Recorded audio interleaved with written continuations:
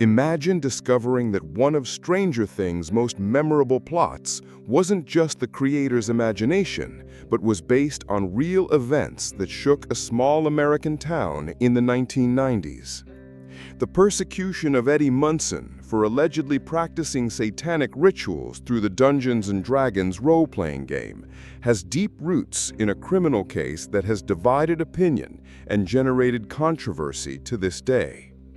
If you're not yet part of our community, be sure to subscribe to the channel and activate the bell so you don't miss any content about true crimes and mysteries that marked history.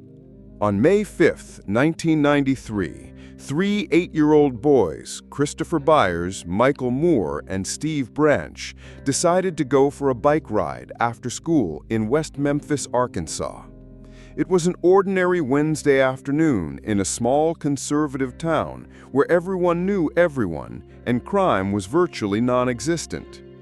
The boys, who were inseparable best friends, had met up shortly after school ended, grabbed their bikes, and set off together for another adventure around the neighborhood.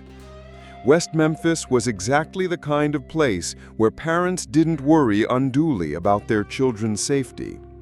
With a population of approximately 28,000, the community was made up of deeply religious and traditional people who lived in an atmosphere of almost bucolic tranquility. Children were free to play in the streets, explore nature, and return home only after dark. On that particular afternoon, the three friends were last seen at 6:30 p.m., cycling toward what would be their final destination. Several people from the community spotted them along the way, waving and chatting briefly, little imagining that these would be the boys' last happy moments. When dinner time arrived and the children hadn't returned, concern began to set in among the families. The area where the boys often played included a vast forested area known as Robin Hood Hills, a popular spot for children to hike, bike, and play outdoors. The forest was dense but familiar, with well-defined trails that the children knew by heart. A small meandering stream ran through the area, creating natural pools where the boys sometimes fished or simply played in the water during the hot summer days. The place held a magical atmosphere for the local children. Tall trees formed a natural canopy, casting dancing shadows on the forest floor. There were clearings where they built makeshift forts with branches and leaves, and large rocks served as secret meeting places. For parents, Robin Hood Hills represented a safe, natural environment where their children could exercise their imaginations and burn off energy away from the busy streets. No one imagined that this bucolic setting would become the stage for a tragedy that would forever mark the town's history. As the hours passed that May night, families' anxiety grew exponentially. Parents began calling each other, checking to see if anyone had seen the boys. Groups of neighbors formed spontaneously, walking the streets and shouting the children's names. Flashlights were distributed, and an informal search began to take place throughout the community. When it became clear that the three boys weren't simply playing in a backyard or had lost track of time, their families officially contacted the authorities. The disappearance was reported to local police, who initially treated the case as a lost child, something that occasionally happened when boys ventured too far from home or became distracted exploring new territories. The official search began the following morning, with dozens of people gathering, including community members, local police officers, and firefighters. The operation was systematically organized, with teams assigned to search different areas of the city and surrounding areas. The Robin Hood Hills forest received special attention as it was the boys' favorite adventure spot. It was during this intensive search that the tragedy finally unfolded. While searching the forest near the stream, investigators spotted a child's sneaker floating in the murky water. The object seemed out of place in the natural environment, creating an immediate sense of alarm among the searchers. One of the more experienced officers, recognizing the potential significance of the discovery, cautiously entered the stream and began walking toward the sneaker. As he approached the object, the officer noticed other items scattered throughout the water and on the muddy banks. Items of children's clothing, another sneaker, and then the discovery that would change everything. The body of one of the children, partially submerged in the shallow water near the shore. The boy was clearly dead, and the scene immediately transformed from a search and rescue operation to a criminal investigation. The other two boys were found nearby, all concentrated in the creek's drainage area where the water moved more slowly. Their bodies were positioned in a way that suggested they had been deliberately placed there, not simply swept away by the current. The crime scene was disturbing, beyond anything local investigators had encountered previously. The bodies were completely naked, and all bore clear signs of extreme violence. The three victims were found with their wrists and ankles tightly bound with shoelaces, not rope or other materials, but specifically the children's own shoelaces. The knots were tight and elaborate, suggesting the victims had been completely restrained. The most shocking and disturbing aspect of the scene were the genital mutilations suffered by the three children. Christopher Byers had been the most severely mutilated, with injuries that indicated the use of a sharp object. The injuries were too precise to be accidental, suggesting deliberate and sadistic action. In addition to the mutilations, there was evidence that the children had been severely beaten before their deaths. Preliminary analysis of the scene indicated that two of the boys died from drowning, possibly by being held underwater until they lost consciousness. Christopher Byers, however, succumbed to his sharp-edge injuries before drowning could kill him. The circumstances suggested that the murders were prolonged and sadistic, not quick executions. Luminol tests applied to the scene revealed extensive blood patterns that were not visible to the naked eye. This evidence confirmed that the murders likely occurred in the same location where the bodies were discovered. Detailed analysis also revealed that more than one person had participated in the murders, based on the different knot patterns on the shoelaces and the coordination required to control three children simultaneously. To fully understand the disproportionate reaction of the public and authorities, it is essential to contextualize the specific historical period in which these crimes occurred. Between the 1980s and 1990s, the United States experienced a social phenomenon known as the Satanic Panic, a mass hysteria that resulted in more than 12,000 unfounded accusations related to satanic rituals and child abuse across the country. This movement didn't emerge out of nowhere. It was carefully constructed and fueled by a combination of social, religious, and media factors.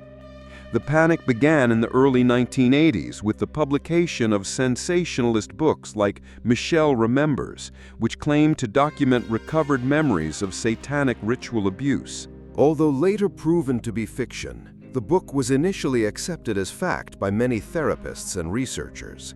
The phenomenon was exponentially amplified by television programs like Geraldo Rivera and Oprah Winfrey, which aired hundreds of episodes about alleged satanic conspiracies operating in daycare centers, schools, and communities across the country. Fundamentalist Christian organizations played a crucial role in promoting the Satanic Panic, producing educational materials warning of satanic infiltration of American society. The Satanic Panic was closely linked to cases of child sexual abuse, with investigators often interpreting any allegation of abuse as evidence of a broader satanic conspiracy.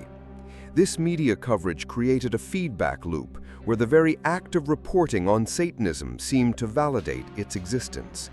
West Memphis, with its predominantly Christian and conservative population, was precisely the type of community most susceptible to the Satanic Panic. The Dungeons & Dragons game became a particularly powerful symbol of the Satanic Panic. Commercially released in 1980, the RPG, role-playing game, gained explosive popularity among teenagers and young adults. The game involved creating fictional characters and embarking on imaginary adventures in fantasy worlds, using dice and rule books to determine the outcomes of actions. For many players, D&D represented a creative and social form of entertainment, an opportunity to exercise their imagination, solve problems collaboratively, and temporarily escape the pressures of real life. However, conservative Christian organizations identified D&D as a significant spiritual threat. They argued that the game exposed impressionable young people to occult concepts like magic, demons, and rituals, potentially leading them to real-life Satanism. Groups like BADD, Bothered About Dungeons and Dragons, founded by Patricia Pulling after her son's suicide, which she incorrectly attributed to the game, launched national campaigns against D&D. These organizations produced extensive literature detailing the game's alleged dangers, claiming that D&D taught real spells, promoted violence, and gradually conditioned players to accept anti-Christian values. The controversy was fueled by highly publicized cases of players committing suicide or violent crimes. Although statistical studies later demonstrated that D&D players did not have higher rates of problematic behavior than the general population, these individual cases were used as evidence of the game's dangers. Churches organized D&D book burnings, and many schools banned the game on their property. This is precisely the narrative Jason Carver uses in Stranger Things to pursue Eddie Munson. In the series, Jason argues that Eddie was so immersed in the world of D&D that he lost the ability to distinguish between fantasy and reality, eventually deciding to transform the game's elements into real-life action through ritual murder. Immediately after the bodies were discovered, without any in-depth investigation or thorough forensic analysis, investigators publicly declared the murders to be related to satanic rituals. This hasty conclusion was based not on concrete evidence found at the crime scene, but rather on vague rumors already circulating around town about alleged occult practices in the Robin Hood Hills forest. The satanic ritual theory quickly gained traction among investigators for several superficial reasons. The brutal nature of the crimes, the fact that they occurred in an isolated area of the woods, and especially the date. Some claimed that May 5th had occult significance, though this has never been proven. In this context of mass hysteria, someone mentioned to the authorities the name of Damien Echols, an 18-year-old who perfectly fit the profile of a suspect constructed by the Satanic Panic. Damien dressed predominantly in black, listened to heavy metal, demonstrated an interest in the occult, and possessed a somber appearance that distanced him from the conservative standards of the community. For the police, he represented the ideal suspect. Several circumstances contributed to making Damien the primary target of the investigation.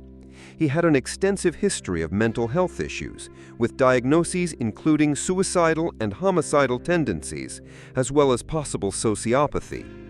His parents had expressed concern about his interest in the occult and the Wiccan religion. Damien also frequently read about criminal cases, which was interpreted as evidence of suspicious behavior. During interrogation, Damien claimed to have spoken to friends on the phone on the night of the murders, but this alibi proved shaky when some of the girls denied having spoken to him. When asked how the killer might have felt, Damien replied that the person likely felt powerful and had lured the children into the woods, taking advantage of their naivete. While these were logical observations for anyone familiar with criminal cases, his words were interpreted as evidence of guilt. The other two convicted were Jesse Miskelly Jr. and Jason Baldwin. Jesse's involvement emerged through the testimony of a woman named Vicki Hutchinson, who claimed to have an 8-year-old son who witnessed strange activity near the school. The child had reportedly seen a man offering a ride to one of the boys who refused. Vicki also claimed that on May 19th, she participated in a witchcraft ritual in the woods with Damien and Jesse, an event that allegedly turned into an orgy. Jesse Miskelly Jr. was known to be intellectually disabled, with an IQ of 72. During a 12-hour interrogation, he was subjected to psychological manipulation techniques that led him to confess to involvement in the crime. The police asked leading questions, providing the answers they wanted to hear. Jesse was exhausted and confused, answering only what he thought would get him off the hook. Surprisingly, only 1 hour of the 12-hour interrogation was officially recorded. In his confession, Jesse claimed to have seen Damien violently assaulting one of the children before sexually assaulting her.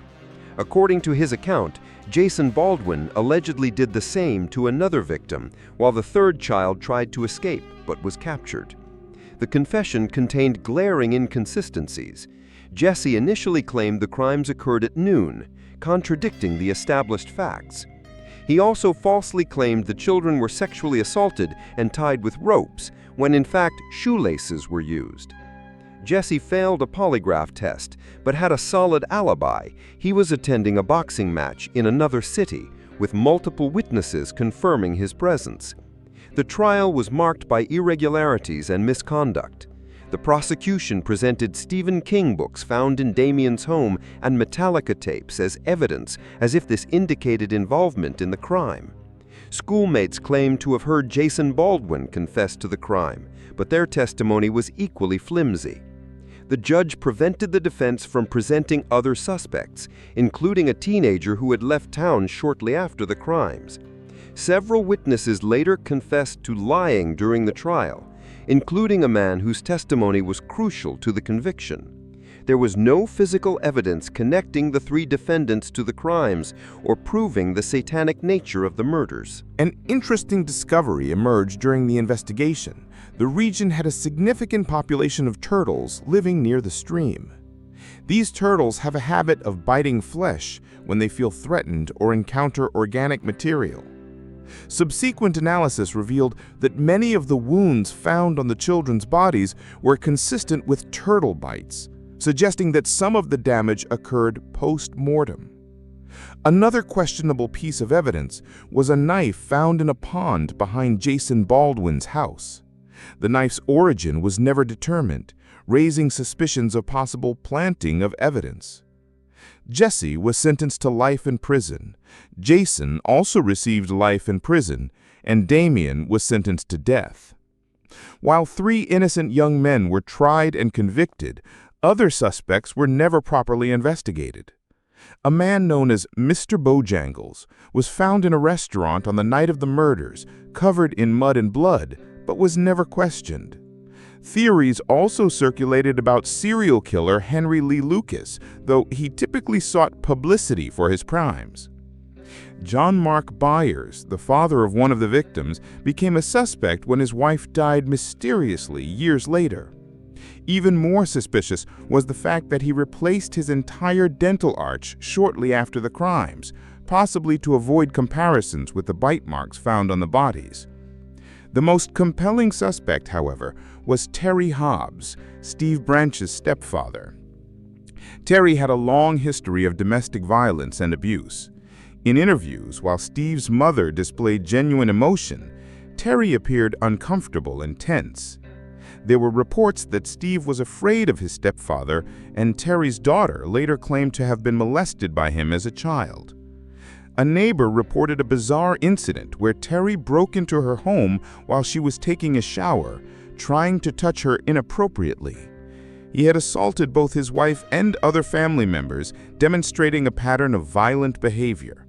More importantly, Terry was the last person to see the children alive, but he was never properly interviewed by investigators. The case gained national attention, especially after the release of the documentary Paradise Lost. Several celebrities became involved in the case, including Johnny Depp, Peter Jackson, and Eddie Vedder. These artists identified with the defendants, recognizing that they could have been accused of the same things because of their appearance or musical preferences. Benefit concerts were organized to raise funds for the defense, and a public campaign pressed for justice. Multiple appeals were filed and denied over the years, including attempts in 1997, 1999, and 2004. In a significant development, Vicki Hutchison, the witness who had claimed to participate in forest rituals, recanted her testimony. She admitted to lying under police pressure, claiming she had been threatened with prosecution if she did not cooperate. This retraction severely undermined the credibility of the original accusation. In 2007, DNA evidence finally linked Terry Hobbs to the crime scene. Analysis of hair found on the children's shoelaces revealed a DNA match with Terry and a friend of his. An investigator obtained these samples in an unusual way, collecting a cigarette butt discarded by Terry. With this new evidence, lawyers for the 3 convicted men filed an appeal, arguing that they were able to place Terry at the crime scene while there was no DNA evidence connecting their clients to the murders. On November 4, 2011, the Supreme Court ordered a hearing to review the evidence. The 3 men accepted an Alford plea, a complex legal agreement in which the defendant maintains his innocence but accepts that there is sufficient evidence to convict. This agreement allowed them to be released immediately but also shielded the government from prosecution for miscarriages of justice. On August 19, 2011, after 18 years in prison, the 3 were released. Damien spent 10 years in solitary confinement on death row, suffering serious health problems due to medical neglect. He later published books about his experience and gave numerous interviews. When asked about accepting an Alford plea, Damien explained that he simply saw no alternative. His health problems were worsening and he feared he wouldn't survive any more years in prison. He preferred freedom, even if it technically meant admitting guilt. To this day, the case remains controversial. Some people still question the complete innocence of the 3 men, although they acknowledge that the investigation was seriously flawed.